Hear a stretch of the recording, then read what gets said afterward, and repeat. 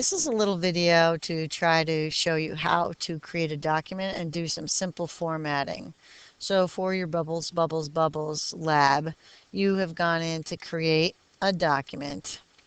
And for this demonstration, I'm just going to call it the BBB lab formatting demo.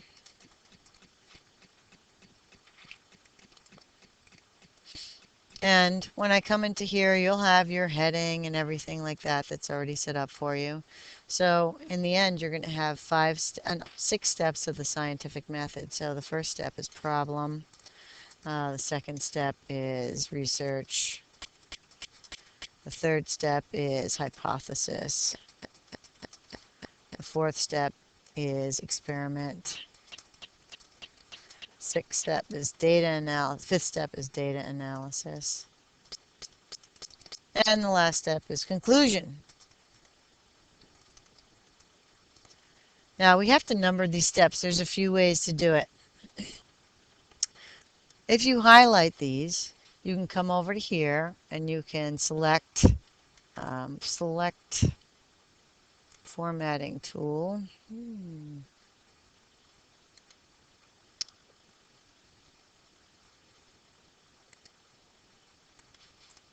Which is under the More menu, and we want to number them, so we would find make a numbered list. And then let's say we copy something in from Ms. Quackenbush that says experiment, and then we've got some information here and things like that. So we want experiment to be the 4th step. So we would click here. Again, go back to our More menu, click here, and we continue our numbering, but notice it starts back at 1. So we want that to be step 4. So if you come over here, right on experiment, and right click, you get a selection called restart numbering. Click on that, and we want to restart that numbering at 4. Click OK, and voila, there it is. Data analysis and conclusion should be steps 5 and 6. So if you highlight those, we could come back under our More menu, click Numbered Lists, click Numbered. Notice again, it's 1 and 2. So if we go into data analysis, we want that to be 5.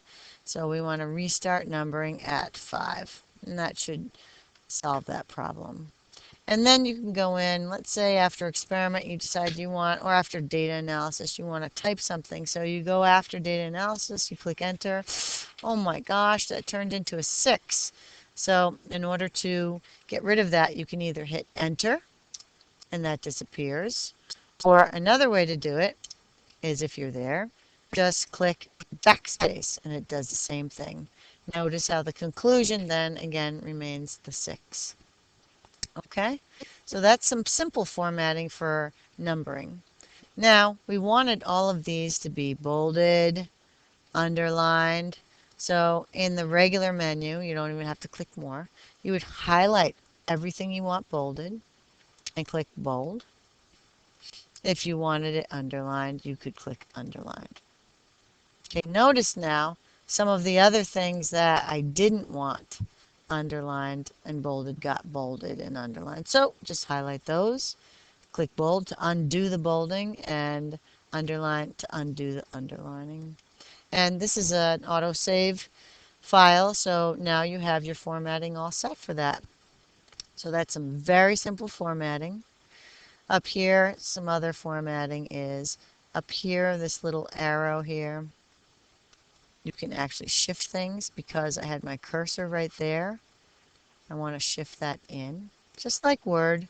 This one didn't get shifted in, so I'm going to shift that in also, right to there.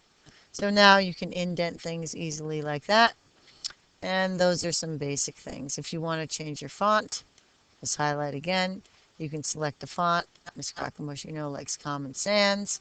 And I'd like everything to be 12 point, so come up here and get your font to be 12 point. And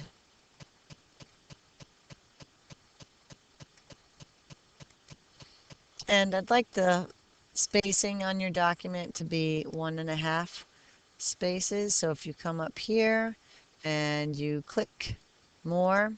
Right here is line spacing. Click on that. And if you do 1.5 spaces, that should be a good spacing for the reader to read easily. So those are the basic formatting requirements for your project. Thank you.